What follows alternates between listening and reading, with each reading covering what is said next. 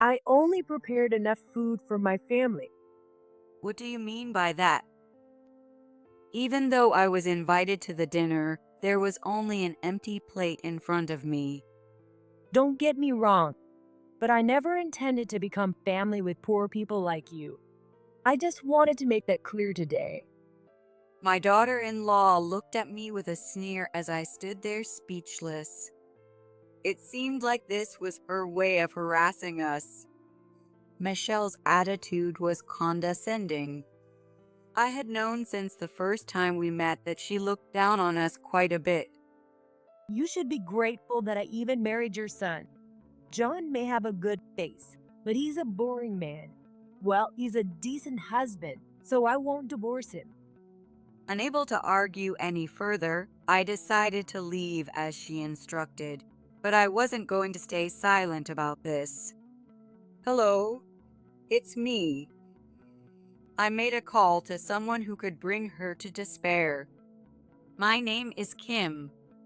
After my parents passed away, I took over the family business and now run a small factory. Running the company hasn't always been smooth, and we faced financial difficulties at times.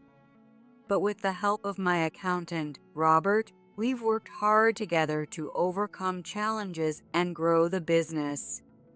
My husband and I have one son named John. We told John he didn't have to take over the family business, so after graduating from college, he joined a regular company and has been successful. One day, John called to tell us he got engaged to the daughter of the company president where he works. I want to have a dinner to introduce you to her. She's a really nice girl, and I'm sure you'll both like her. John sounded genuinely happy on the phone. Robert and I were also looking forward to meeting John's girlfriend. Since the dinner was to be held near our home, we decided to splurge and reserved a table at a high-end restaurant. Finally, the day of the dinner arrived. Nice to meet you. I'm Michelle. The woman who bowed her head was petite and slender. As the daughter of a company president, she gave off a somewhat strong impression. Robert and I greeted her, and then we entered the reserved restaurant. The food served was delicious, and the dinner proceeded in a friendly atmosphere. According to John, his relationship with Michelle started when her father suggested it. I need to use the restroom for a moment. As the conversation flowed, Michelle excused herself from the table. You've caught quite a beauty. She seems like a good girl, and that's great. Right? John smiled proudly. Seeing our son so happy made Robert and me smile as well. I'm going to the restroom too. I followed Michelle to the direction of the restroom. Just as I was about to enter, I heard someone talking on the phone. This is the worst. I dated him because he's handsome, but his parents look poor and unimpressive. It was Michelle's voice. Looks like these poor folks stretch themselves to reserve a fancy place. But their poor manners are obvious. It's embarrassing to be with them.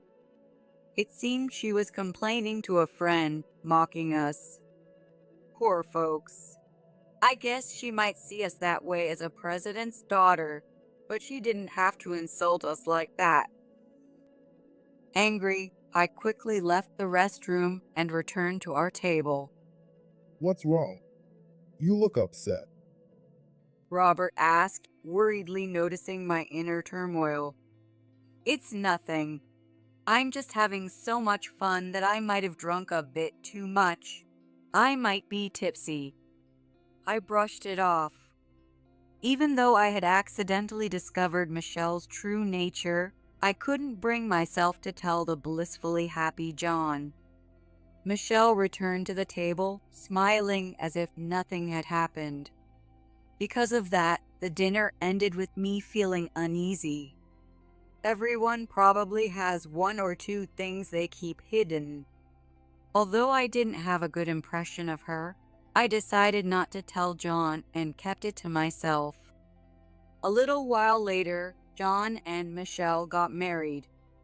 As the daughter of a company president, the hotel reception was large with many guests. Congratulations, John and Michelle. With tears of joy, I offered my congratulations on my son's happy day. John looked so happy. But on this day, Michelle barely made eye contact with me or Robert. Even when I tried to talk to her, she seemed annoyed, making it clear she didn't like us because she thought we were poor. Did we do something to make her dislike us? Michelle's attitude seems pretty bad. After the ceremony, when we got home, Robert muttered in confusion. For the first time, I told my husband what I had overheard at the dinner.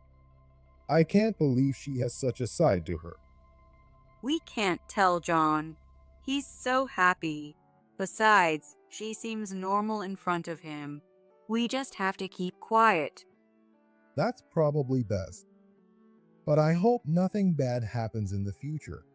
Robert's words were ominous, and his prediction came true. A few days later, as I was cleaning in front of the factory, I unexpectedly ran into Michelle. Hello. It must be tough doing such dirty work. Her words seemed like a compliment, but knowing her true nature, I recognized the sarcasm. It was clear she looked down on us. I understood it was because of my appearance, but it didn't feel good. I brushed off Michelle's comments and hurried back to the office. Despite occasional irritation with Michelle's attitude, on the surface, John's family appeared peaceful. A few years after the wedding, Michelle became pregnant with their first child, and John seemed happy. Eventually, Michelle gave birth to a baby girl, but that marked the beginning of her increasingly outrageous behavior, which troubled me. Well, Kim, please handle everything today. You're good at cleaning, right? I have a salon appointment. Summoned by Michelle as usual, I felt like her servant, being tasked with various chores. Looking after my baby grandchild and cleaning their house. And running errands. Today was going to be another busy day, I sighed. If you need any help, let me know. After Michelle gave birth, I had told her that. It was out of kindness, hoping to help her with the unfamiliar task of childcare. But Michelle seemed to view my goodwill as nothing more than having a housekeeper she could conveniently use anytime. Lately, Michelle started asking for financial help, claiming their household budget was tight. John's salary has decreased, and we had a baby, so things are tough. Can you help us out a bit? She pleaded that having a child was expensive. I see. I'll give you a little to help out. But does John know about this? Yes, of course. John told me to ask you for help. Okay, I'll transfer it later. Yay, thank you so much. Michelle thanked me in a rather carefree manner for someone asking for financial aid. There seemed to be no guilt or shame in relying on others. She seemed quite accustomed to relying on others, for better or worse. Believing Michelle's words, I started transferring money to her account every month. The amount was small at first, but her demands gradually escalated, and now I was giving her about $1,000 a month. I didn't mind as long as the money was for my grandchild, but I didn't know how Michelle was actually using it. I continued the monthly transfers, wondering what she was spending the money on. As my grandchild's first birthday approached, I received a call from John about a dinner. We're thinking of having a birthday dinner at our place and inviting Michelle's parents too. How does that sound for you and Dad? Sure, we'd love to come. We're looking forward to it. By the way, John, Is there anything you've been struggling with lately? I asked John indirectly, wondering what could be causing Michelle's escalating financial demands. Struggling? No, not really. Work is going well. Oh, I just got promoted. I see. That's good. Sorry for asking something weird. From John's words, it didn't seem like they were having financial troubles. It appeared that Michelle was the only one who knew about the financial support from us. My distrust towards Michelle grew even stronger. Then, on the day of my grandchild's first birthday party, I received a message from Michelle on my phone saying that the time had been moved up. Confused by the sudden change, even on the day itself, Robert and I hurried to our son and daughter-in-law's houses. When we rang the doorbell, Michelle's voice answered. Come on in. When we entered their house, it was oddly quiet, and I had a bad feeling. In the living room, Michelle was waiting alone. There was no sign of John or my grandchild. Thank you for coming today. Please have a seat. Michelle said this with a smile, but her eyes were not smiling. It was a cold, eerie smile. Feeling uneasy about the atmosphere, we sat down as she suggested, but I noticed something strange. The seats prepared for us at the dining table had only empty plates and glasses of tap water. Perhaps the meal would be prepared soon. However, Michelle showed no sign of that. Michelle's parents were supposed to be invited to today's dinner, but there was no sign of them either. Feeling more and more uncomfortable, we were puzzled. Michelle, what is this about? Robert asked cautiously, unable to grasp Michelle's true intentions. Don't you get it yet? Oh, poor people like you wouldn't be able to imagine what I'm thinking. Actually, I only prepared food for my family. What do you mean? Don't get me wrong, but I never intended to become family with poor people like you. I just wanted to make that clear today. Michelle's beautiful face twisted into a malicious grin. It seemed this was her way of harassing us. Is that how you really feel? You put on a good act in front of John. You should be grateful that I even married your son. John may have a good face, but he's a boring man. Well, he's a decent husband, so I won't divorce him. Michelle's attitude was condescending. I had known from overhearing her phone call at the first dinner that she looked down on us. It seemed she didn't want to get too familiar just because we were family by marriage. Despite her dislike for us, she often asked for rides and money in her daily life. I understand your feelings now. We thought we could help each other as family, but if that's not the case, we'll stop driving you for errands, taking care of your child, and transferring money.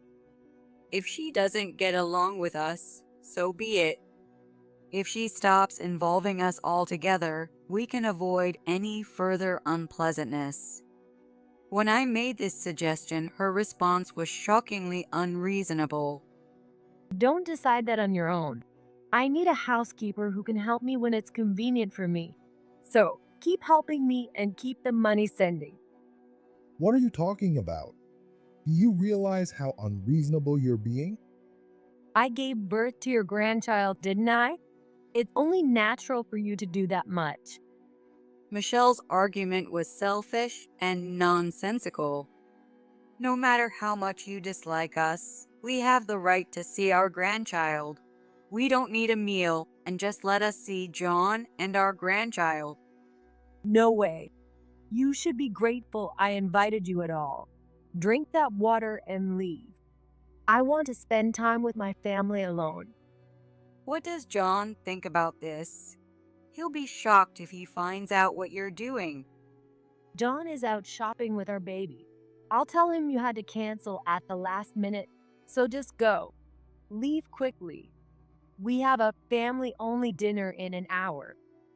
Michelle said with a malicious smile she didn't bother to hide.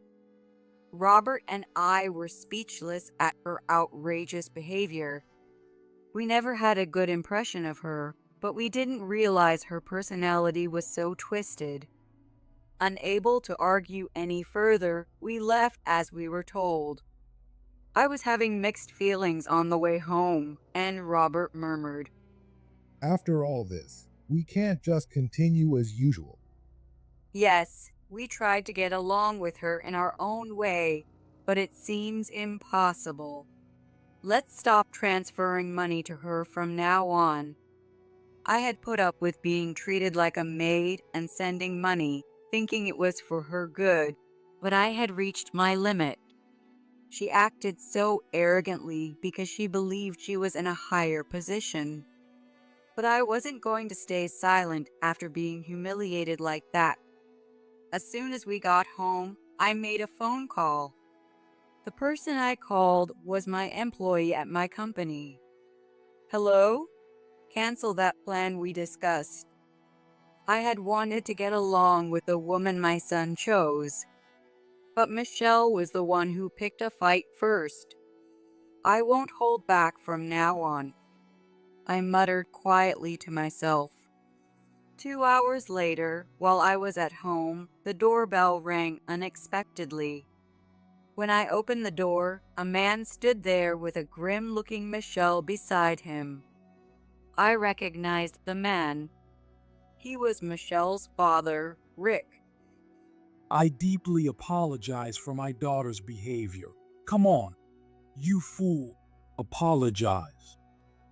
Rick, with a pale face, grabbed Michelle's head and forced her to apologize.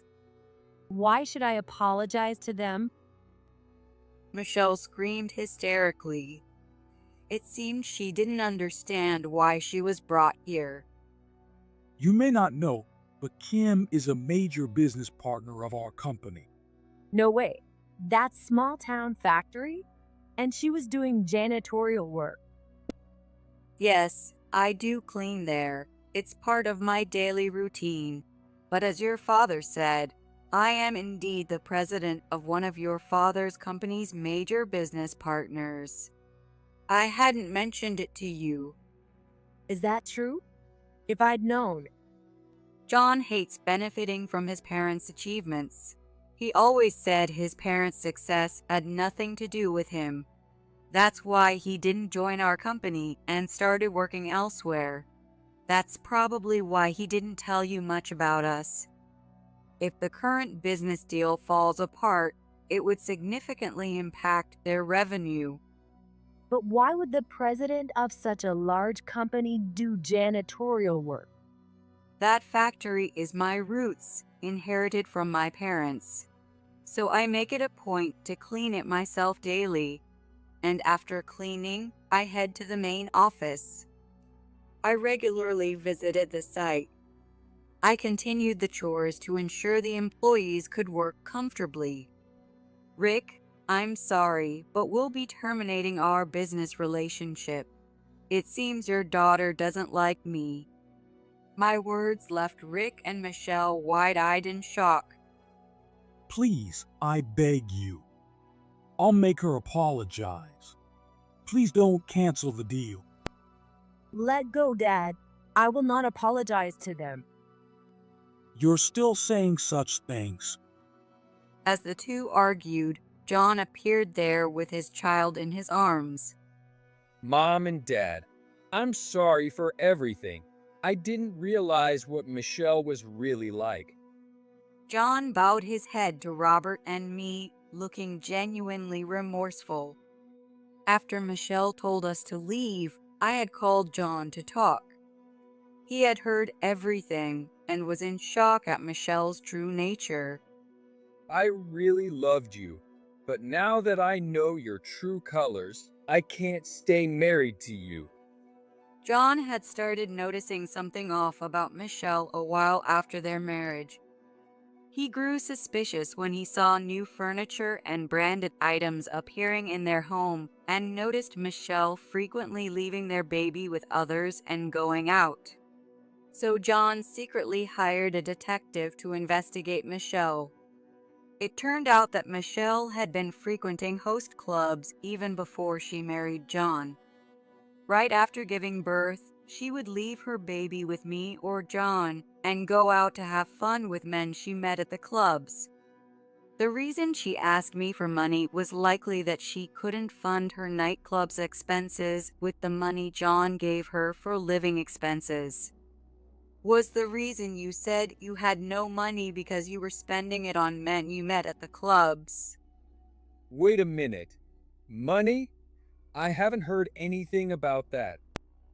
Michelle told me that John's salary had been cut and they were struggling, so I've been giving her a substantial amount of money every month. It turns out that was a lie. She had been asking for money, claiming it was because their living expenses were tight, but it turns out she was spending it entirely on nightlife and branded goods for her own selfish desires. John seemed genuinely shocked, hearing this for the first time. I've been giving you enough money for living expenses every month. If that's not enough, what have you been spending it on? Answer me. Enough money? That little bit? Don't make me laugh, you poor thing. That amount doesn't even cover spa treatments or branded goods. Michelle sneered mockingly. I can't take this anymore. I've been deceived all this time.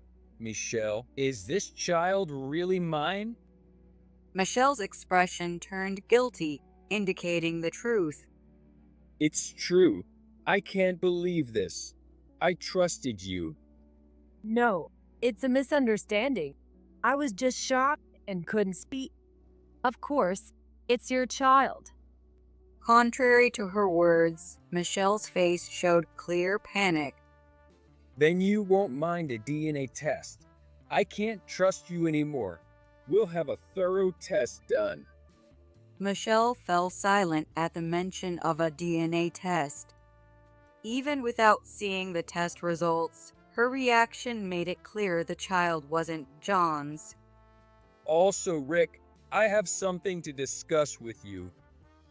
What is it? It's sad that it has come to this, but it's a good opportunity. I've been planning to start my own business for a while now. What? You can't do that. Please don't.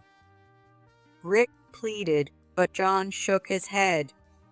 He revealed that he had already talked to his talented colleagues, and they all agreed to join him.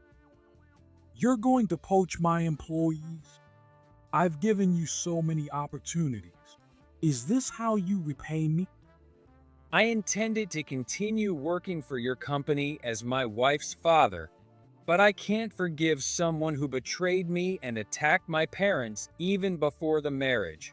I can't keep working for you. John had been the top salesperson in the company, holding many valuable clients. If all those clients moved to John's new company, Rick's company would likely collapse. Wait, Dad's company will go bankrupt. Why? Realizing the severity of the situation, Michelle began to panic. John, please reconsider. Without you, our company is. Your daughter has been cheating with men she met at clubs since before our marriage. I can't live with someone like that anymore. I don't know any such man. Please believe me. Michelle cried and clung to John, but he pushed her away. Michelle, from now on, you and my family are completely separate. You got your wish when you said, I won't recognize poor people as family. That was just a joke. No more excuses. I never want to see your face again. Goodbye. With that, I closed the door, leaving Rick and Michelle still kneeling. But they didn't move, stubbornly staying there. I sighed, thinking how troublesome they were. When I opened the front door again, they looked at me with hopeful expressions. But I had no intention of forgiving them. "If you don't leave now, I'll call the police. You should go, especially with your company already in jeopardy."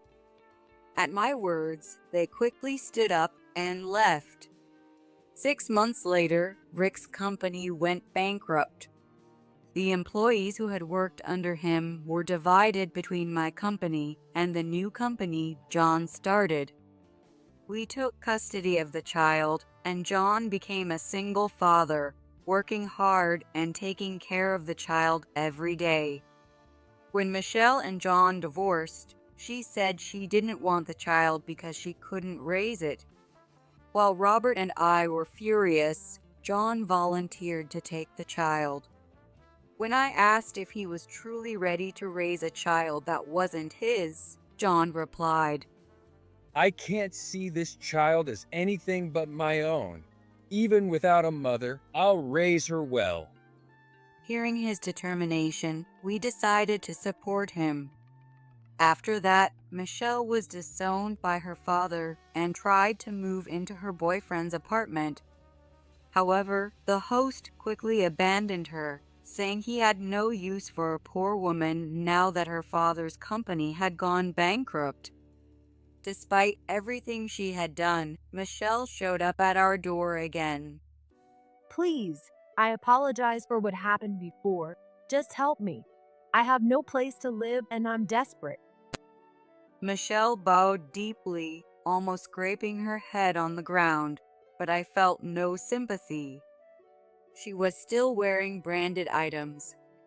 Her hair was messy and her skin looked rougher than before, but she couldn't let go of the pride of being a company president's daughter. If she were truly struggling, she could sell her branded bags and work honestly, living modestly without starving. Instead, she sought help from me, which was just another form of dependence. I was appalled that even now, she was still trying to rely on others. "Who might you be?" "I'm sorry, I don't remember you." She was nothing but a stranger to me now. She had abandoned her child, and now that she had no money, she was bowing to those she despised. I had no intention of showing mercy to such a cowardly, heartless person. Ignoring the sobbing and bowing Michelle, I walked away. I later heard that Michelle had been spoiled as an only child and had led a carefree life, not even working after graduating from college.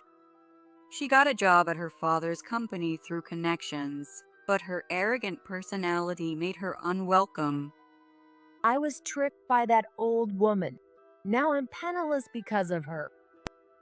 After I refused to help her, Michelle reportedly vented her misplaced anger to those around her.